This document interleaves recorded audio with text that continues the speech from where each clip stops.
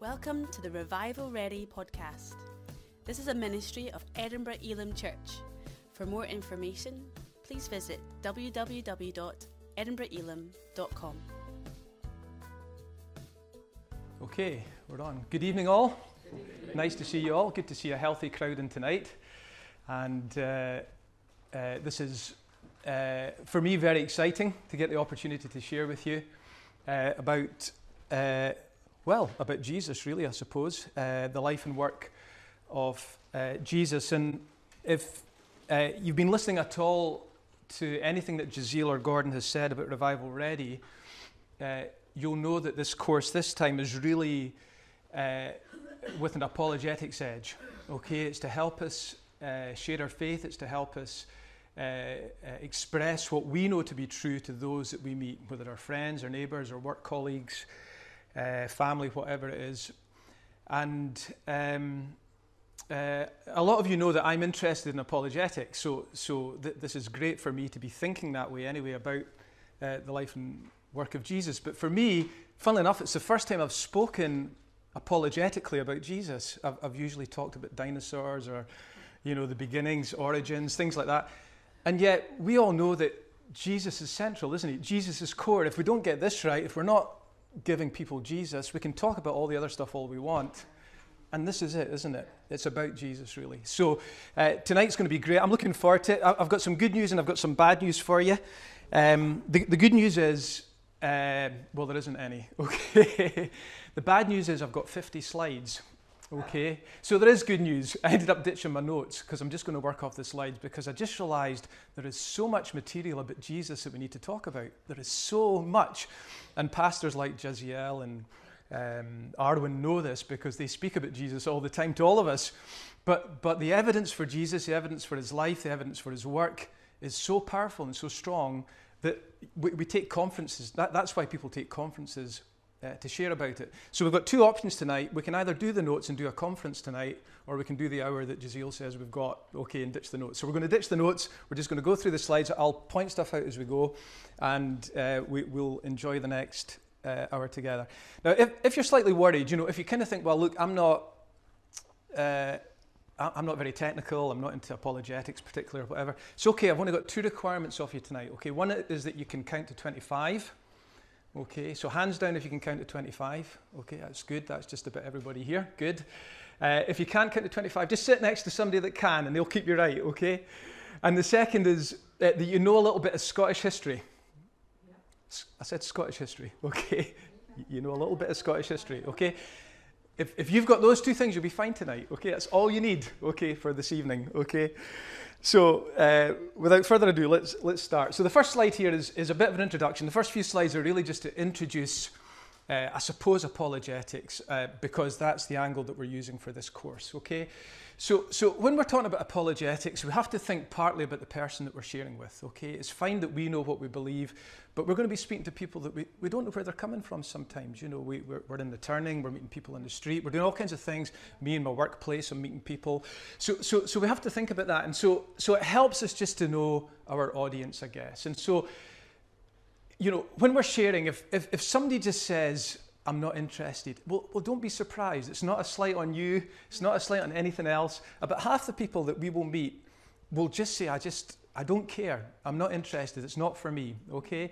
So was it Augustine that said, just use words if you must then, okay? Preach the gospel by your life, okay? Just be you around them, okay? So if you get somebody like that, don't necessarily try and ram it all down them. Just speak Jesus through your life, okay? Of the other 50%, we've kind of got groups like this, okay? So about 15% will be people that you would call an evidential doubter, okay? You give them the evidence and they say, oh, that makes sense, that's great. And they'll embrace it, okay? But that's still quite a small number. I could only find one study on it, and that's the figure, but it seems about right to me. About 15% of people are probably like that. And then the other 85% are probably falling into one of these categories, which can overlap sometimes. Yeah. Emotional doubters, or just confirmed, they don't want to believe, basically. They're confirmed doubters, okay? So emotional doubters might be somebody, they used to go to church, they had a bad experience, pastor let them down, friend let them down, something like that. Just some family member who was a Christian was too zealous in their, whatever. And they've just decided they just want to withdraw from it. And so they've used that as their reason. Could be sin, actually. They just don't want to confront their issue with God anymore, so they withdraw. And so it's been easier for them just to say, I don't believe. It's just the easiest way for them to deal with things. And that can lead to confirmed doubt. I mean, if people sit like that long enough, they can go that way. But confirmed doubters are just people who just don't want to believe, And, it's funny, I feel like talking about football tonight. I wonder why that is, Sydney.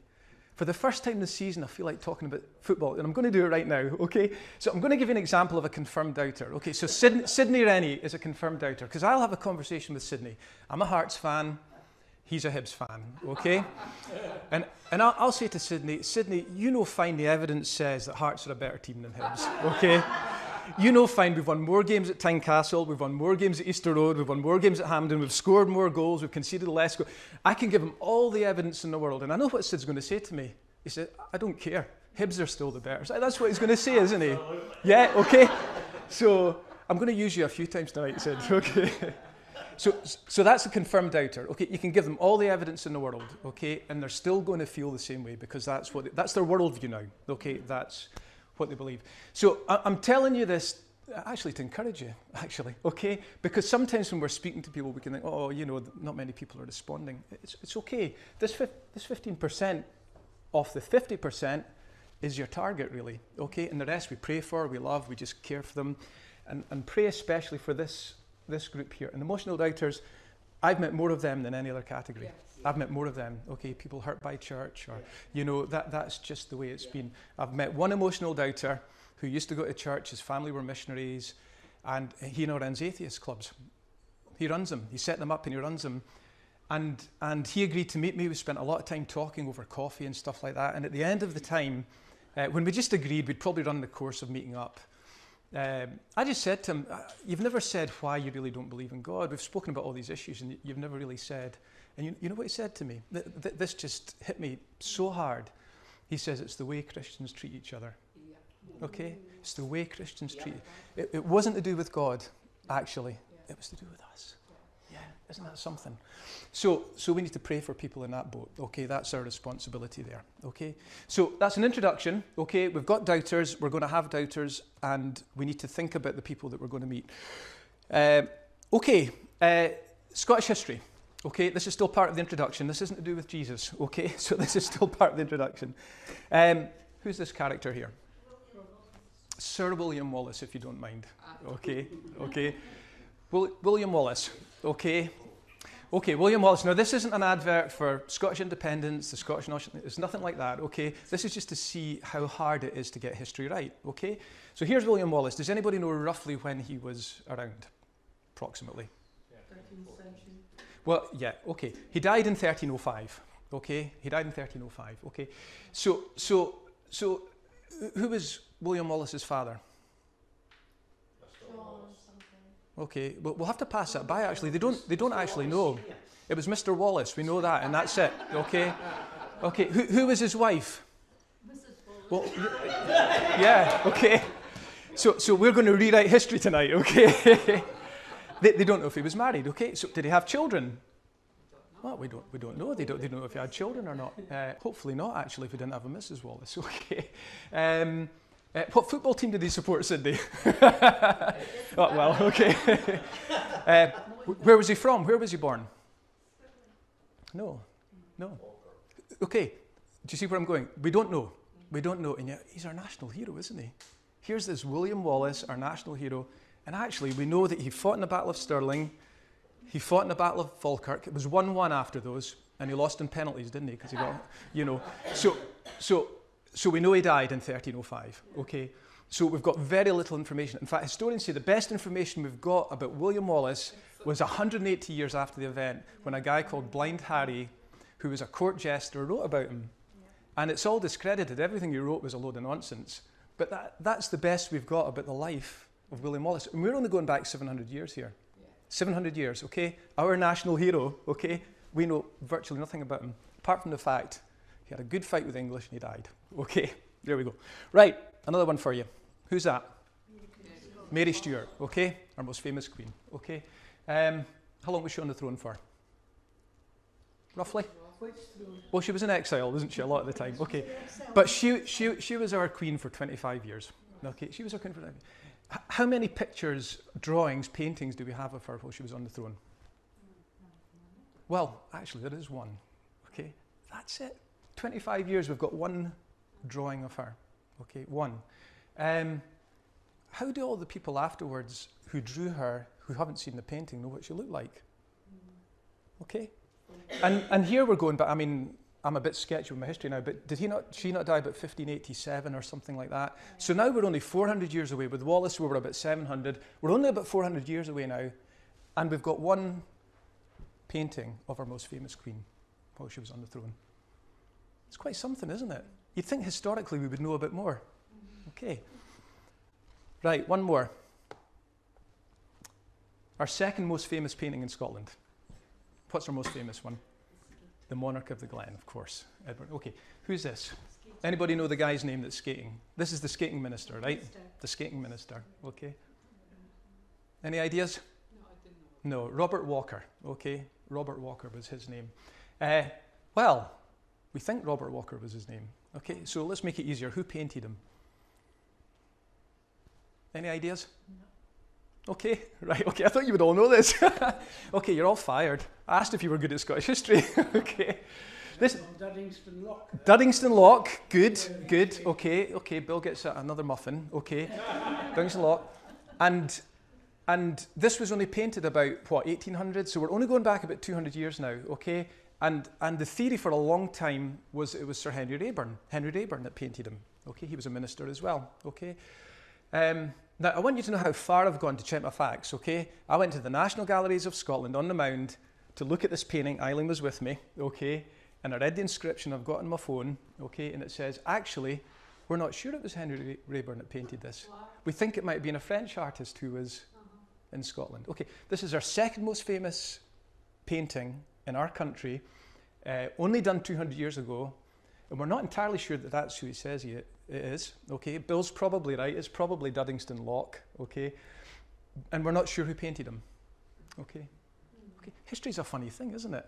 It's really difficult to get history on your side, actually, if you want to support something. Okay, so we're now going to start talking about Jesus, okay? So, when people who look into the life of Jesus and look for historical evidence for him, it really is a case of piecing things together. Okay, so I'm giving you some names here. I'll just go through them briefly to give you some ideas of who these people are just now.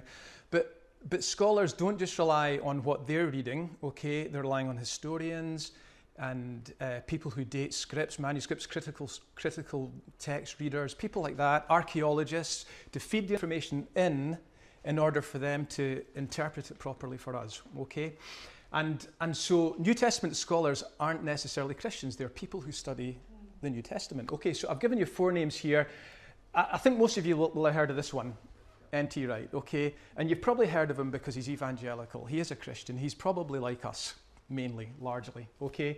So if N.T. Wright says something, we would probably agree with it, okay?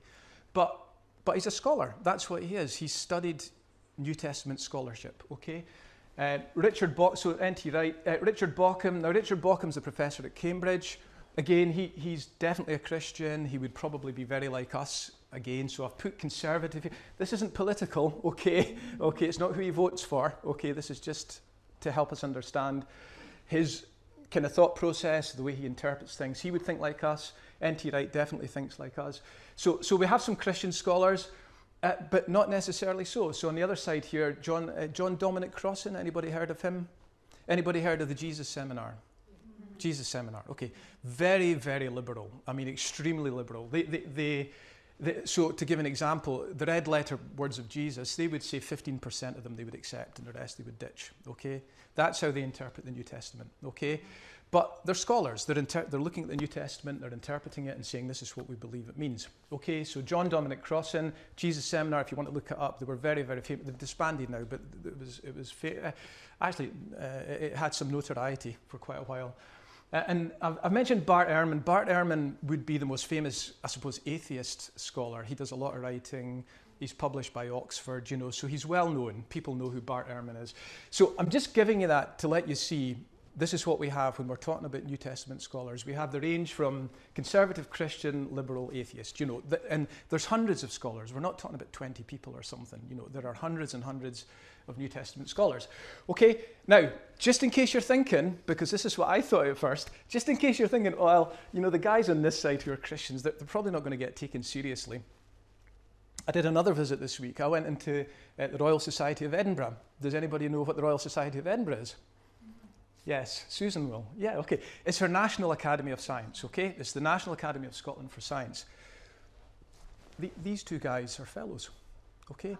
Now, you don't get to be a fellow of the National Academy of Science for Scotland unless you're any good, okay? It just doesn't, you're not going to be in there, okay? You have to be invited by two other fellows, and then there's a process for you to get taken in, okay? So all the other fellows, a lot of them you'll have heard of, So I'm just saying, it's that kind of company. It's like Einstein was an honorary fellow, for instance. Okay, you've got to be good. Okay, you've got to know your stuff. Okay, so don't think just because we're putting them on our end here, they're probably just like us and they're more kind of just good preachers. Okay, these guys know their stuff when it comes to the New Testament. Okay, you with me so far? You okay? Anybody need some more history? Are you all right? Okay, good. Maybe another football thing. Okay, so we have three essentials of the gospel. So whenever we read the Bible and the gospel is mentioned, there's sometimes numerous more things in this, but these three things are always mentioned. And if you think of Romans 10:9, okay, if we confess with our mouth Jesus is Lord, believe in our hearts that God raised him from the dead, you'll be saved. Those three things that are in there. Jesus is deity, Jesus died, Jesus rose again. Okay, so these are really the essential things that we need to be sure of. Okay, we have to be sure of these things ourselves, okay? And of course, we receive the word by faith, and absolutely we should, okay? I'm not saying we don't receive by faith one little bit, but if we're going to be speaking to somebody who doesn't have faith, we have to have maybe something else in our locker to share with them, okay? Otherwise, Sydney, we're going to hit the post, aren't we? Okay, and we want to get a goal here, okay? So I'm going to come back to Jesus' deity just towards the end, okay? So we'll come back to that a bit later, but I want to give you 5 things here which scholars all believe, okay? Absolutely all of them. It doesn't matter if they're conservative, whether they're liberal, it doesn't matter whether they're Christian or atheist, it doesn't matter whether they're single, married, cheap dated, it doesn't matter, okay? They all believe these things. They all say it's a given. You can just take these for granted that we accept these things, okay? So I'm just going to run through these now. These were listed by a scholar called Gary Habermas. And I don't know if you remember, we were going to have him last year, but there was an illness around his party and all the rest of it, so he couldn't come, and hopefully we'll get him to come again. But he has compiled these, and he has checked them with all, he speaks to all these other scholars, and they're all saying, yes, absolutely, we unanimously accept these 5 things, okay? So the first of those is that Jesus died by crucifixion. Now, you might say, well, why isn't the first of them just that Jesus actually lived? Okay, the reason for that is it is so obvious that Jesus lived. It is so obvious. I mean, it's not even a question for people who study these things. It is obvious that Jesus was lived. So if you listen to a debate with, say, Richard Dawkins and somebody, Richard Dawkins or people like him who are aggressive atheists will often say something like, well, I suppose we could just imagine that Jesus possibly lived, okay? He doesn't actually believe that, because if he does believe that, he wouldn't take any historical character seriously. He just wouldn't believe that anybody lived, basically, because the evidence for Jesus living is so strong, okay? So Jesus lived is a given by everybody, okay? And remember, when we're talking about these issues now, we're talking about people that know, we're not just, say, reading a blog on the internet or looking up a website to see what some person says about it. These are all PhD, they're professors, they're people who teach this stuff, okay? So they know their stuff, okay? So when we know that Jesus was crucified, everybody accepts that.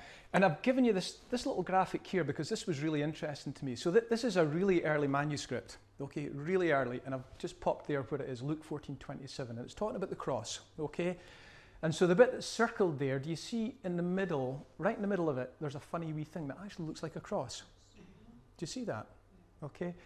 And so what theologians, well, actually not theologians, it's what the scholars are saying now. They're saying that they now think that this is probably the earliest art ever in Christendom, okay? The earliest, the early people writing down about Jesus and about his crucifixion, wanted to demonstrate it visually for people. And so this is a word that they've put the letters together to form a cross. Okay, that's what that is. This was a word. This little, what looks like a head at the top and the cross arm, and that was one word for cross. And they've collected the letters together to turn it into a picture of a crucifixion. Isn't that amazing? Yeah. Okay. Now, the reason this is important is, it's important we know that people didn't add this in afterwards. Okay, it wasn't like 300 years later people started saying, we better start making sure people know that the cross is central here. Right from the start, Christians were saying it's about the cross. Right from the start. And so when they were writing, you'll probably know this, but manuscripts were copied and copied and copied because they knew they wouldn't last, okay? So people were writing them all the time. And so the manuscripts, there's thousands of these things, thousands, okay? And this is a really early one. I think this one was probably in the 2nd century. So it's probably 100 years or something after the close of the New Testament, that kind of time. And this is now coming up in several, they've noted this in several manuscripts. And I just thought that's a beautiful picture to us about how our forefathers in the Lord, early believers, saw Jesus. Isn't that wonderful? Okay, so, but this is evidence, okay? This is evidence that they accepted the resurrection. They took it in as part of what they ought to believe as early believers, okay?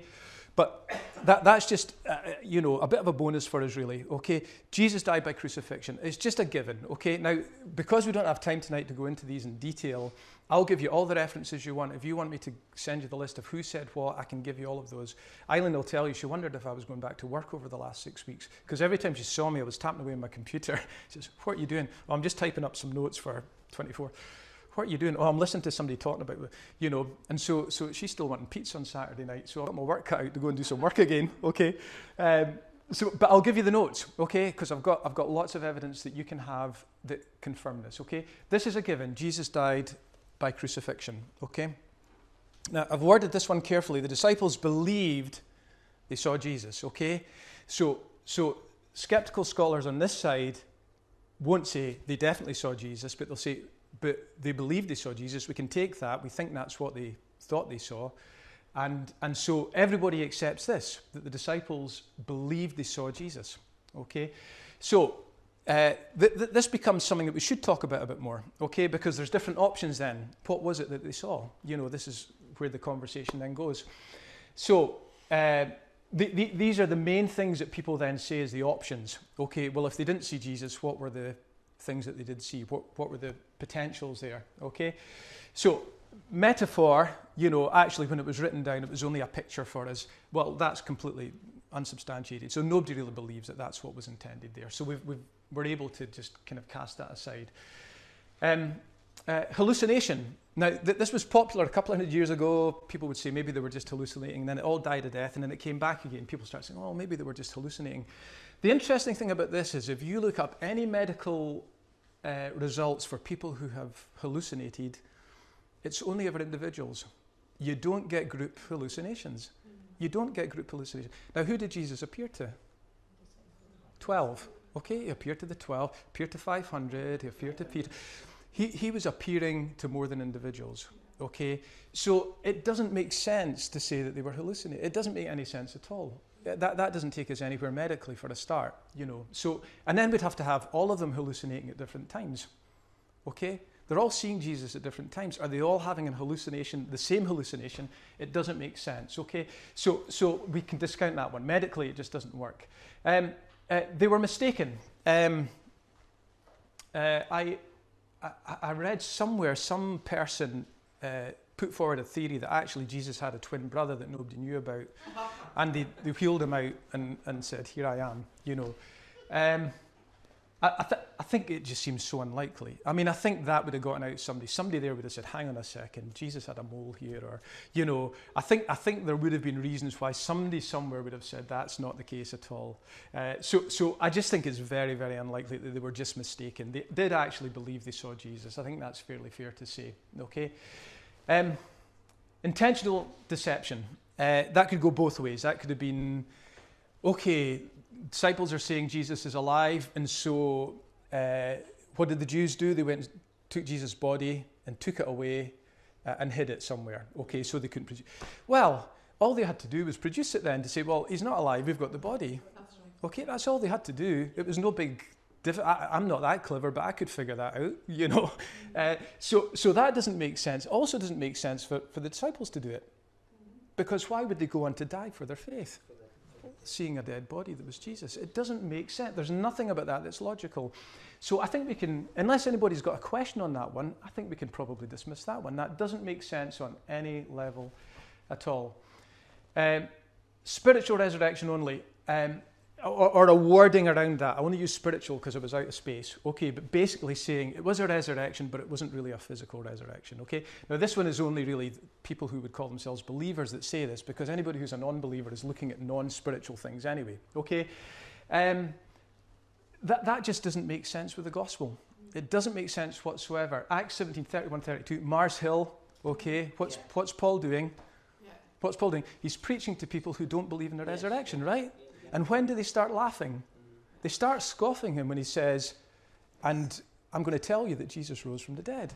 And that's when they start laughing. And it doesn't make sense for them to see it any other way than you're telling us about a physical resurrection.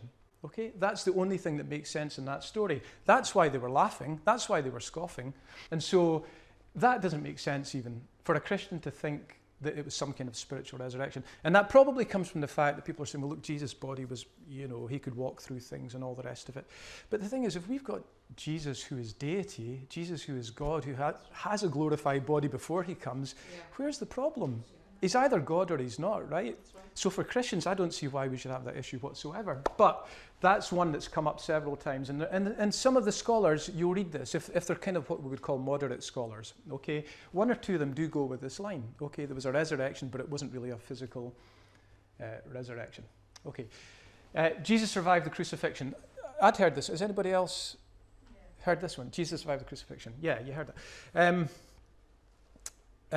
It's difficult to know where to start with that because you've got all kinds of reasons why that can't be so. I mean, you're starting to say, well, the Romans didn't know how to kill people.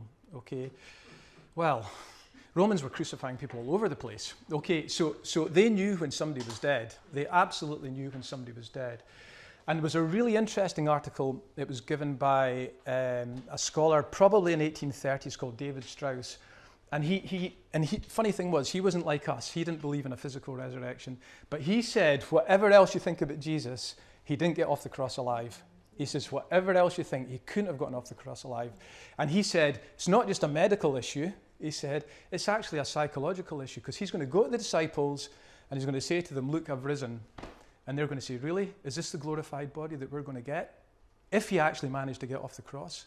It doesn't make sense. How are they going to go and spread the gospel on the basis of seeing his battered and bruised body and say, that's my resurrection body? They're not going to go with that. They're just not going to go with it. And so Strauss's critique on that was, whatever else you say, there's no way they would have sold out their lives for Jesus on the basis of that. It just would not have happened. And I agree with that. I don't think that would have happened at all. So we're starting to lose options here. So Jesus bodily, and Arwen will know, a lot of you will know Romans 8:11. He who raised Christ from the dead will not also give life to your mortal bodies. It says specifically our physical bodies. Okay, you need to know that Romans is accepted universally by critical scholars. Even they accept the words in Romans. Now they're not saying Paul's right with everything when he's writing them, but they're just saying we absolutely accept Romans. So we can take Romans and say, absolutely, you've told us Romans is okay. Okay, and he says we're going to have that same life in our physical bodies. Okay, so Jesus' bodily resurrection, and of course we've got all the evidence about what the disciples did after that, which we will get into shortly as well, telling us that this is the most logical. If you want to speak to somebody about logic, this is the most logical explanation. It's the most logical explanation. Now, I'm just going to take a minute in case there's questions, because we've quickly covered stuff and we are going through stuff so quickly tonight. Does anybody want to ask or say or point anything out? Or we can do questions at the end, I guess, as well. Giselle, yeah, okay. Okay. Let's move on. Okay, this is just a wee extra for you again, another little slide here. So, in case you're wondering, Mars Hill is the Roman name for where Paul preached in Athens, okay? And this plaque here, this is today at Mars Hill, this is a plaque. This has Paul's sermon on it. You've been there. You'll know it then. Okay, this is Paul's sermon right there. Okay, right there in Mars Hill. And where he was speaking, it was like the philosophical court in Athens, really. It was, you'll know this. It was all the people, all the thinkers, which was Athens, really were there. And I think they could have judgments as well. I think it was almost like a kind of sense of being able to say yes and no and all the rest of it. So this is a live site where Paul spoke. It's not a fake site. The place is real, all the rest of it. I'm just giving you more kind of archaeological stuff to put in your pipe and smoke, if I'm allowed to say that. Okay, so we've gone through that. Okay, so the disciples believed they saw Jesus. We've gone through a list there. For me, the evidence says they actually did see Jesus, because if we look at the other options that are out there, they just don't make sense. Okay, they don't fit the evidence, basically. Okay. Okay, they proclaimed this event early. I'm going to come back to this again, but just bear this in mind, because what we were talking about, the Scots history, okay, people talking 180 years after the event and all the rest of it, you're going to see something really remarkable about Scripture here, okay, really remarkable about how early Scripture talks about the events that we're talking about, okay? So just keep this in mind, because we are going to come back to it shortly, okay? So another undisputed fact, the disciples' lives were changed, okay? The evidence is everywhere for this, absolutely everywhere. So not only did they leave home, not only did they leave jobs, not only did they actually go overseas, a lot of them martyred for Jesus, okay? They died for Jesus. There's first century reports of the martyrdom of some of the apostles, and second century for some of the other ones, okay? They gave up their lives for this message, okay? So there's no denying their lives were changing. The one, obviously, to point out is Peter, who couldn't say squeak when he thought he was under pressure before Jesus died, could he? You know, he denied Jesus 3 times. You know, he couldn't say, and then afterwards, he's proclaiming the gospel. So what's happened? You know, something has happened that has changed the lives of the disciples. We're not going to go into it in detail, simply because it's so well attested. Nobody says anything that's not true. You know, it's obvious, and so that is a fact that everybody accepts, okay?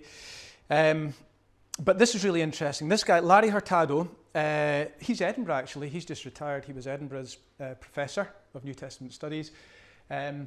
He's in the Royal Society of Edinburgh as well, okay? He's a top dog, okay, Larry Hurtado. And I'm just summarising one of his articles to do with how believers saw Jesus early, okay? What they saw when they thought of Jesus. And he said that even the very early sources relating to the first believers demonstrate that they had a distinctive devotion. Okay, now distinctive, because remember, in Jewish culture, all you worship was Yahweh. Okay, you didn't have somebody else to worship. Okay, they had a distinctive devotion with God and Jesus both central in belief and worship. Okay, now this is important because it's early again. He's saying the evidence is this didn't become some kind of later event that suddenly Christians thought, well, we'll start worshipping Jesus. This happened early, okay? So when we're looking for early evidence, okay, this is really good, because this is what was happening. The early church, the early believers saw Jesus as God, okay? And so we know we see that because we read the New Testament as inspired by God. So we read that, but this is evidence outside that's telling us the same thing. And he also affirms that not only was it early, but it was like an explosion. Okay, so suddenly the gospel was going like wildfire, and it wasn't one little group there saying, well, we worship Jesus. Everybody was worshipping Jesus. Everybody was saying Jesus is God, okay? So there was this kind of instantaneous sense that believers saw Jesus the way that we would see Jesus today, okay? It wasn't an incremental thing. It didn't change over time. They accepted Jesus as Lord. You've got to think of the culture there. You've got to think where they were sitting. The setting didn't allow for that, okay? The setting didn't allow for that, and yet they were worshipping Jesus, okay? So the disciples' lives were changed, and James and Paul became believers, okay? Who was James? Jesus' brother, okay. So you know it says twice in the Gospels that James was an unbeliever, okay? When Jesus was alive, James didn't believe, okay? He didn't believe, okay? It's quite a big problem, actually, for Jesus, maybe. I'd have felt a bit hurt, you know. So your brother says, actually, I don't think you are who you say you are, okay? So, but afterwards, he's pastor of the church in Jerusalem. Yeah. So what happened there? And Jesus showed himself to him afterwards. Now that could only have been him knowing his brother. Surely that could only have been of knowing his brother. James became a changed man. Paul became a changed man. You know the story about Paul. Okay, Paul was persecuting Christians left, right and centre. He stood at Stephen's getting stoned to death and Paul's there. Paul is a changed man. Okay, we know about the road to Damascus and all the rest of it. He became a changed person and he went from persecutor to believer. Okay, and every scholar says it's fine. We accept that. We accept these two people changed so dramatically that something must have happened. Okay, something must have happened for that to take place. Okay. So James and Paul became believers. Okay. So just mentioning there, Mark 3, John 7, if you want to look it up afterwards, it tells us about James. So they had no vested interest. Okay. They were unbelievers. It suited them that Jesus died. Well, certainly suited Paul if Jesus died. Okay. James was maybe a bit more indifferent. It was his brother. So, but they weren't egging it on for Jesus to be alive because it suited their cause. Let's put it that way, okay? And yet both converted, became church leaders, and were martyred for it, okay? Something's going on, isn't it? Something's going on for that to happen. And so there's a change in significant lives. Now, please hear this historically, okay? Because we see it scripturally, which is great, okay? But when we're speaking to somebody else, we need them to understand this is history speaking to them, okay? This is history. This is attested history, okay? James is written about outside the Gospels, okay? He's written about in non-Christian sources, okay? So this is history speaking to them, okay? Their lives changed, okay? Because that will help them understand why our lives changed, okay? Because we've had a relationship with Jesus now and we know what it's like, okay? So there we go. There's a couple more there.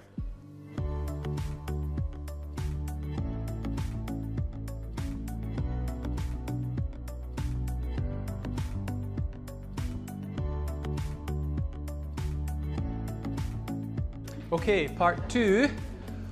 So we're going to change slightly now. So do you remember I said apart from Scots history, you had to be able to do something else? Count to 25. Okay, that's where we're going now. Okay, we're going to test your arithmetic. Okay. So we're going to come back to the two things that I highlighted in red at the start. So they proclaimed this event early. Okay. So we were talking about Scots history, we were talking about the difficulty of people actually putting things down at the time so that people could actually know what really happened. And so when people like historians or scholars want to see how authentic it could be, the timeline between the event and when it's first recorded is quite important, So for instance, if somebody writes about me 1,000 years from now, people looking at that, historians will say, well, that guy probably didn't exist, okay? Whereas if they write about me tomorrow, okay, they're going to say, well, that's probably eyewitness testimony. We know who Alan is because of this person. So, that's an extreme example, but that's kind of how it works, okay? So the earlier that something is written down, it's recorded, historians, theologians, scholars, all these people can read it, the better, okay? So here we go. So this timeline is, I suppose, a kind of graph to say, what do people think is acceptable? Okay, if you want to be sure or reasonably sure that something happened or a person existed or something like that, what do you need time-wise to have documentary evidence? And more than one, a couple of things saying the same thing, okay? So if the event is here at 0, okay, the range of having stuff written down and attested really is 100 to 150 years, okay? So somebody who says, I want to be really, really sure, will say 100 years. Somebody who's maybe a bit more flexible will say, well, as long as it's in the first 150 years, there's a good chance it's probably something that's right, okay? So this is the kind of timeline that we have, okay? So William Wallace, okay, Blind Harry, where was he? He was off the chart, wasn't he? He was 180 years or there. So that's why a lot of historians are saying, well, this isn't that great actually, because he's miles away from the event. He can't really know that William Wallace was 8'6", and so there's all that stuff really with that kind of thing, okay? So there's our timeline. So we're looking for evidence there. Okay, that's what we're looking for. Okay, so who was Caesar when Jesus died? There's a clue. Okay, Caesar Tiberius. Okay, when Jesus died, Caesar Tiberius. Okay, the three best written evidences for Caesar Tiberius are between 80 and 180 years. Okay, so and there's only 3 of them. Okay, now does any historian believe that Caesar Tiberius didn't exist? Well, of course not, because they think there's enough Roman history overall to constitute that this will be right. Okay, so Caesar Tiberius, that's the evidence that we've got for him. Okay, so there we go. So he's just sneaking under the 100, pushing on towards 150, but there's only 3 pieces of evidence there. Okay, here's where the Gospels are written. So this is, if we take the 0 here as Jesus' death, okay, so this is about 30 AD, okay, 30 to 33 is the time frame, okay. Just nice and simple, there's the timeline there, okay. Here's Tiberius away over here, and here's when the Gospels are written, okay. Okay, we've got 4 Gospels, okay, 35 years after the event, well, 65 AD, which was Mark, going right through to John at 95, okay, which is 65 years after the 30, okay. Sorry, the arithmetic just got a bit more complicated there, didn't it? But basically, 35 years after Jesus' death and resurrection, and 65, and all 4 are in there, okay. So this is really good evidence. Okay, this is really good evidence, actually. We've got 4, and historians, of course, they're not looking at the Bible, one book. They're not looking at the New Testament, one book. They're looking at individual documents here, okay, individual pieces of data, okay, 4 Gospels. Now, we see 4 Gospels, okay, historians and people who look into the text, textual critics, they see 5, actually, okay, because what they say is Mark stands alone. Mark has stuff that's not anywhere else, and it's only in Mark. Mark stands alone. John's the same. We kind of know that with John, don't we? John reads differently to the other 3. But both Matthew and Luke have the same information, which they say probably came from another source, okay? So what people who are writing about this say, there's actually 5 sources here, not 4, okay? But for our use, okay, it's 4. We've got the 4 Gospels, okay? So there's 5 sources, but for us 4, okay, in this very early window here, okay? So this is important, okay? This is really, really important because we have evidence that's early, okay? Now, we're just going to get a bit more interesting now, okay? So just on the crucifixion, okay, there's 22 documents just on the crucifixion, and not all of them Christian, okay? 22, okay, now look at the evidence. So we're saying Caesar lived, okay, Caesar Tiberius lived. So what are we going to say about the crucifixion? Okay, 22 documents. They're not all in the Bible, okay. You've heard it. If you've done the Alpha course, you know they talk about Josephus and people like that, okay. We've got historians, we've got magistrates, we've got lawyers, we've got people writing at that time talking about Jesus and his crucifixion, okay. So suddenly you're saying, well, this is a lot of evidence now. Okay, so now you can see why I said earlier, nobody doubts the crucifixion. Okay, it's so well attested. Okay, there's loads and loads of data. And that's just the crucifixion. That's not about Jesus. Okay, that's just that one event. Okay, there's 22 different pieces of data for that.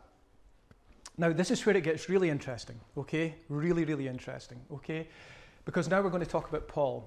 And the reason we're going to talk about Paul rather than the Gospels is Paul is another thing that every scholar accepts, okay? They accept 7 of the books without question, okay? 7 of them. They just say there's no question. He's the author. We trust him. He was a scholar. He was learned. He was seeing the right people. You know, they're just saying everything that he's saying in these 7 books, we take them for granted. We're not saying he's right in his theology. We're not, you know, they're not saying everything that he says is correct to their way of thinking, but they will accept the evidence in these 7 letters that are genuine. Okay, so now what is it, 13 maybe? I can't remember how many Paul wrote. Was it 13? But anyway, 7. So half anyway that they're saying are fine. Okay, so that's good. Okay, because Paul is writing here. Now, Paul's writing between 20 and 25. Okay, his letters are coming out early. Okay, really, really early. And we're going to get into that just now. I hope you like facts and figures because this excites me when I see this. Okay, Paul writes early. So I've condensed our graph now down to 25 years. Okay, because we're just dealing with Paul now. Okay, so going from the left here. So Jesus dies at 0. Okay. 2 years in, Paul converts, okay? It could be 1 year or it could be 3. Everybody says it's between 1 and 3 years, okay? Every scholar says it's between 1 and 3 years that Paul converts, okay? So this is Paul's conversion line right here, okay? Now, just stick with the red for a minute, go to the other end, okay? Our written evidence, that we're going to take from Paul is at 25 years. This is when he writes 1 Corinthians. Everybody accepts that. There's no question, there's no argument. He wrote 1 Corinthians 25 years after this event. Now just think of what I was saying about this timeline, okay? Paul is writing within 25 years of the death of Jesus, okay? Now, in historical terms, that is really short, really. If you try and look up any evidence for any historical characters, you don't find this, okay? You just don't get this, and yet Paul is writing this within 25 years, okay? So, and now remember, they trust Paul. Paul's good, okay, we know who he is, we trust that he's written these letters, and we accept he's telling the truth, okay? That's basically in a nutshell, okay? So he's writing this there, okay? So let's come back the way slightly now. See where I've got 21 years. This is where Paul visits Corinth on his, that'll be his first missionary journey, I think, Arwen, isn't it? He visits Corinth, 21 years, what that, Acts 18, I think? He visits Corinth, okay? So Paul visits Corinth here, okay? So we've got Paul converts after 2, Paul writes after 25, and he visits Corinth after 21. And the reason I wanted to give you that right now is simply because we're going to read a little bit of 1 Corinthians, okay? And there's some really, really important stuff in 1 Corinthians that it's good for us to know and understand, okay, when we're talking about apologetics. Okay, so we go to verse 3. So what we're reading was written 25 years after Jesus, okay? After Jesus died and rose. This is what we're reading right now, okay? So verse 3 says, "For what I received, I passed on to you," okay? So when did he pass it on to them? 1 Corinthians 15. Yeah. Okay. We're reading at 25. Okay. He visits them at 21. And he's writing to them. Okay. So he's speaking to them. Okay. "For what I received, I passed on to you." When did he pass it on to them? At 21. Okay. So he's talking about here. He's talking about this time right here when he was there. Okay. So he's writing 4 years later to them and reminding them. Okay. Okay. And then he says, "as of first importance." Well, that's what we're saying tonight, isn't it? The gospel's the thing. We can talk about all the other issues that we want, but the gospel is the important thing, the central thing, okay? Okay? And here we go again, that Christ, Messiah, Lord, okay, the deity of God, it's in there, that Christ died for our sins, so he died, the other central thing that we need to know, that Christ died according to the scriptures, that he was buried, and that he was raised, the other element that we need to have in there, that he was raised on the third day according to the scriptures. Now, just pausing there for a moment, okay, that this is like a creed, okay, this little thing here, that Christ died, he was buried, and on the third day he was raised. Oral tradition was a big thing at the time. We don't know about it now because we've got, we've got emails and tech. We don't need oral tradition. We don't need to be just speaking things to each other. They said things to each other and repeated them so that they would remember them, okay? They couldn't just pop an email to Arwen and say, "just remind me what it was you said on Sunday," okay? So they're speaking stuff over and over and over. Romans 10:9 is another one. And you can hear it now when you think about it. It's almost kind of got a tune to it, isn't it? In fact, we could sing it. No, we won't, okay? It's almost got a tune to it. And so this is a creed. This is something that they were repeating to each other so that they understood and kept it in their hearts, the centrality of the gospel, okay? That Christ died, that he was buried, and that he was raised, okay? Now, he goes on, and that he appeared to Cephas. Well, Cephas is Peter, as we know. It's just a different Aramaic or Greek, depending on what you're reading. And then to the 12, and after that, he appeared to more than 500. So he's almost saying to them here, he's almost saying, if you don't believe me, here's the people to write to. Just go and check it out, okay? Just go and ask them. I'm giving you the names, okay? Just go and check it out. And he goes on to say, and some of them are still alive, okay? He's letting them know that this isn't a hidden mystery now I'm giving you, okay? It's out there, okay? So he's writing to the people in Corinth and telling them this, okay? So we'll just pause there because time's going to run away from us. I just want to get to this next bit now, the blue bit, okay? So we've got 2, 25 and 21, and then we've got 5 here, okay? 5, okay? So this is Paul visiting Jerusalem now, okay? Arwen, I keep looking to you because I know you'll keep me right if I get this wrong, okay? Paul's visiting Jerusalem. Now, if you can flip over quickly, we'll go to Galatians, okay? Okay, Galatians is another book. Scholars and everybody says absolutely no problem. Paul said this, you're absolutely fine to go with this, okay? So Galatians 1, let's go down to verse 17. Okay. Now, if you read Galatians, you know Galatians is about the gospel, really. Okay, that's what Galatians is about. And here he's talking about his experience of salvation, his conversion. And then he says in verse 17, I did not go up to Jerusalem to see those who were apostles before I was, but I went into Arabia, and later I returned to Damascus. Verse 18, then after 3 years I went up to Jerusalem to get acquainted. Okay, so he gets converted here between 1 and 3 years. Okay, and then he says after 3 years. Okay, when's he in Jerusalem? He's in Jerusalem. Who's he talking to? He's talking to eyewitnesses. Remember? He's talking, at 5 years, he's talking to people who were at 0. Okay? So we're thinking 25 years is really good. Okay? What we have now, this is accepted. Okay? Nobody's arguing that Paul's telling lies here. Okay? He's saying, I went up and I saw Peter. Okay? And who else did he say? James. Okay? So, he's seen Peter and James at 5 years. Eyewitnesses. Eyewitnesses right here. Okay? Now, this is really important, because if you want testimony and if you want it to stick, the best thing you've got is an eyewitness, surely. It's an eyewitness, right? Okay? Is it better to have an eyewitness that you're saying, well, you know, but he's a Christian, so, you know, or is it better to have somebody 300 years later say, well, I didn't see it, but this is what I think. I mean, you still take the eyewitness, wouldn't you? So he's got the eyewitnesses right here. He's got Peter and he's got James, okay? Now, it's really, really important that we just quickly look at Galatians 2 as well, because he then goes on to tell us about another visit that he makes to Jerusalem. So just flip into Galatians 2 quickly. Yeah. Somebody's ahead of us already. Okay, no, it's good. Okay. So to summarize what my helper was saying there, he goes back up again after 14 years. Okay?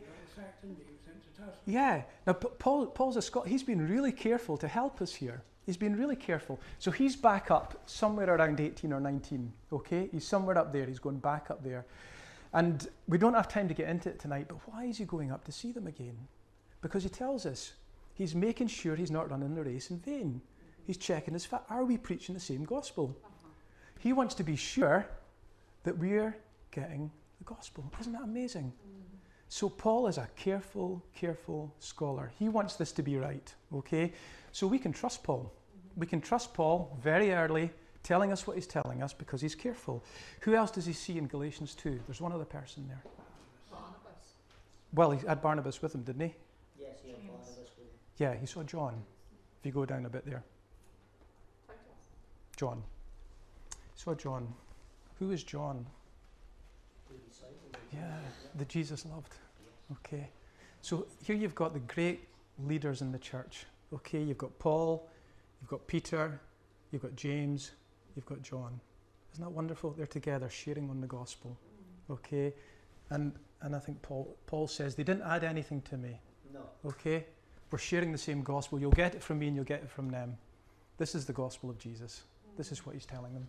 And this is all early. Okay? This is all early. And so we're going right back to 2 years, and then we're going back to 0 because the eyewitnesses were there. And you can read, I mentioned Bart Ehrman, who's a critical scholar, okay, critical, he's an agnostic atheist, okay. He has no problem saying all of this stuff, all of this oral stuff comes in right between 2 and 0, okay. He says, I have no problem with that. I accept that completely, okay. Right back to the edge of 0. We don't get that in history. Okay? We don't get that kind of testimony. That's how strong our evidence is for Jesus. Isn't that amazing? We have eyewitnesses. How do we know that they were telling the truth? We've got sources that confirm that Paul died for his faith. We've got a 2nd century source that John died for his faith. And we've got 1st century sources that Peter and James died for their faith. Peter the denier, James the unbeliever, saying, Jesus, I love you so much, I'm prepared to die for you. Isn't that amazing?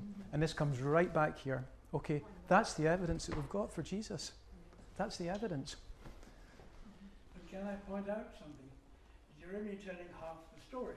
We don't have time to tell the whole story, Bill. What about the Old Testament? The Jews believed the Old Testament. Yes. They knew it better than we do. Yep. They knew the Psalms. Yep. And they knew the prophets. Yep. The prophets prophesied about Jesus, Yep. the Messiah. Yep. And they all thought he was coming. Yep. But when he came, they didn't recognize That's him. right. Yeah. Because he was Yeah.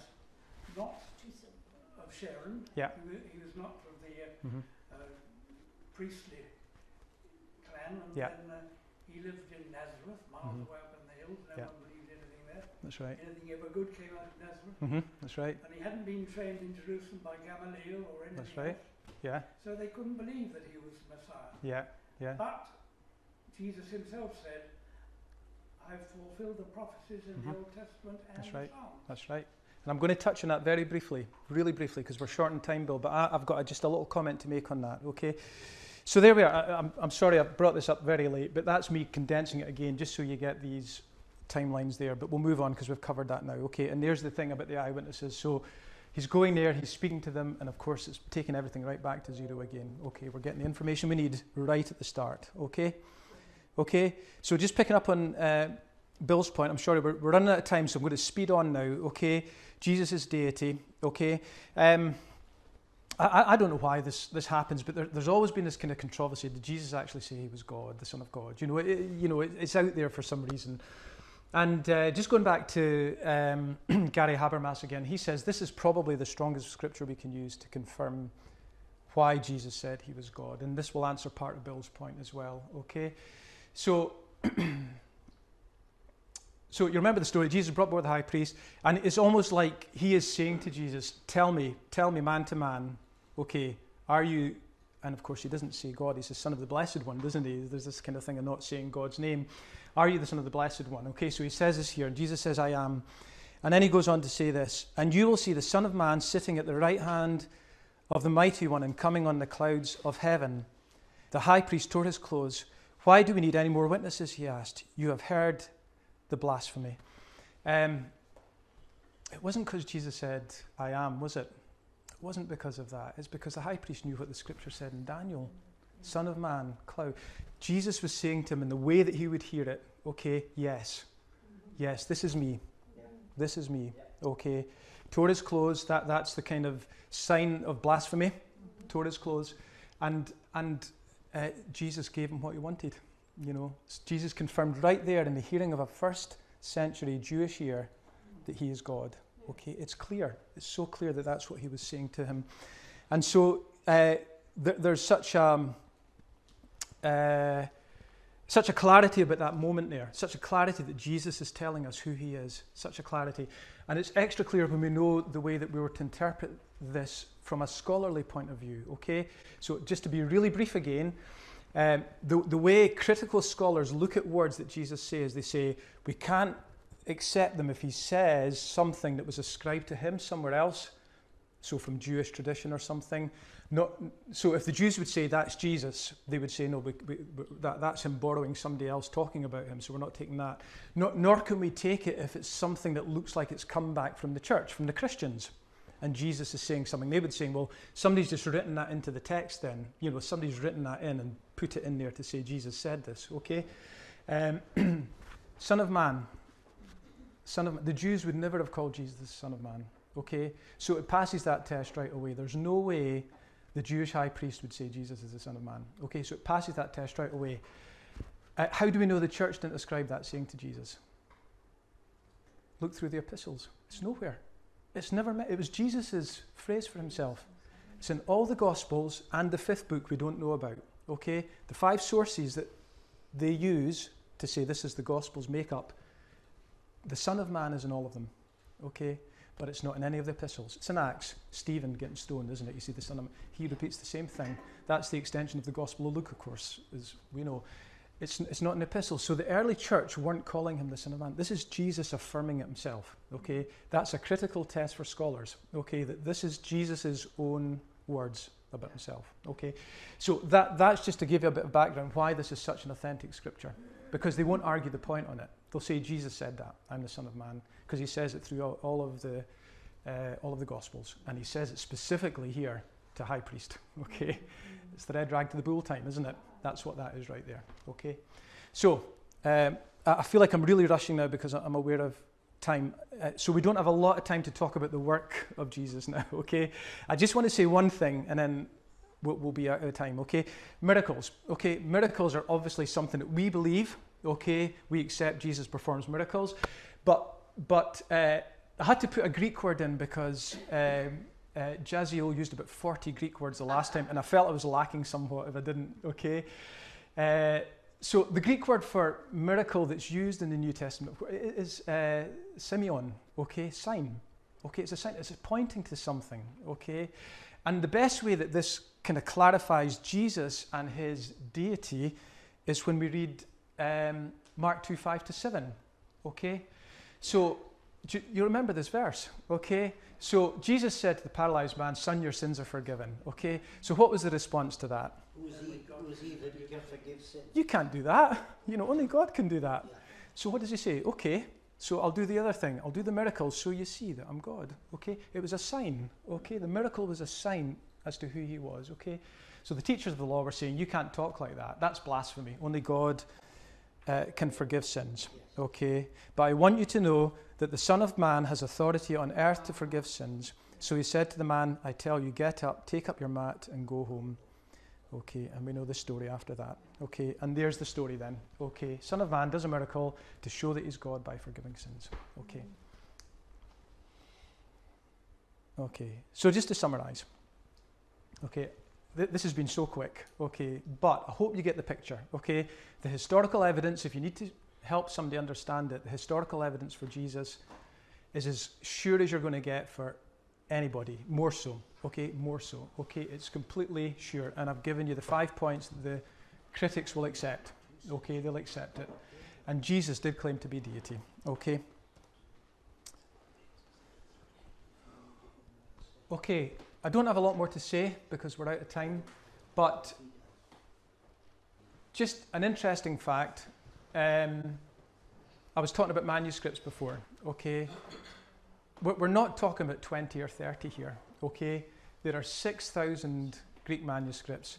I think it's something like 9,000, possibly Aramaic ones actually, and a whole stack of other smaller groups of other languages, okay? There are thousands and thousands and thousands of manuscripts. And these date right back, and these are early, okay, 1st century copies that we have. In fact, some of them in the UK in museums and libraries and stuff like that. Really, really early. And the great thing about having early copies is that people can look to see what we have today and what we had then and see that it matches up. See that people aren't just making it up as they go along, you know, to suit the story, okay?